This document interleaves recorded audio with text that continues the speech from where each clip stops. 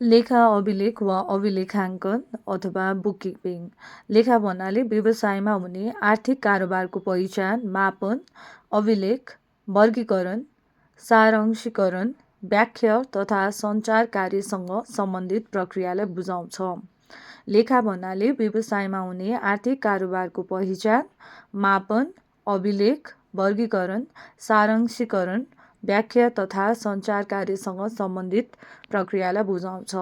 यसमा हामीले आर्थिक कारोबार भनिरहेछौँ र आर्थिक कारोबारमा पहिला त पहिचान गर्नु पर्यो, त्यसपछि मापन गर्नु पर्यो, अभिलेख गर्नु पर्यो, त्यसलाई वर्गीकरण गर्नु पर्यो र सारांशीकरण गरिसके पश्चात व्याख्या तथा सञ्चार कार्यसँग सम्बन्धित प्रक्रियालाई यसले बुझाउने भयो।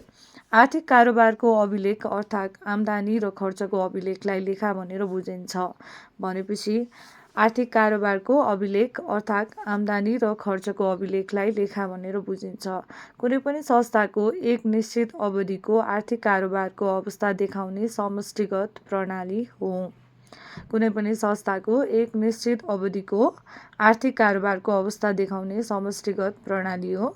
लेखा परीक्षण ऐन 2075 बमोजिम लेखा भन्नाले कारोबार भएको बेहोरा देखिने गरी प्रचलित कानुन बमोजिम राखिने अभिलेख, खाता, किताब आदि र सोको कारोबारलाई प्रमाणित गर्ने अन्य कागजातलाई जनाउँछ।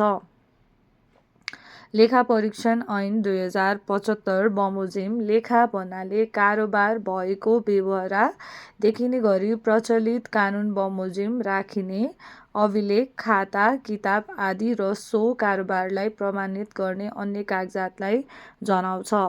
बुककिपिङ भन्नाले के हो त भन्दाखेरि बुक भन्नाले आर्थिक कारोबारको तथ्याङ्क तथा सूचनाहरू राख्नु र तिनको प्रमाण सुरक्षित साथ राख्नु भन्ने बुझिन्छ।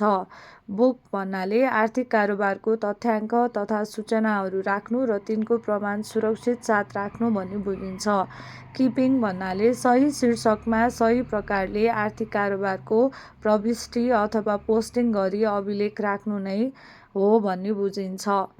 किपिङ भन्नाले सही शीर्षकमा सही प्रकारले आर्थिक कारोबारको प्रविष्टि गरी अभिलेख राख्नु हो भन्ने बुझ्नु पर्दछ। Bookkeeping is the art of recording business transaction in a set of book.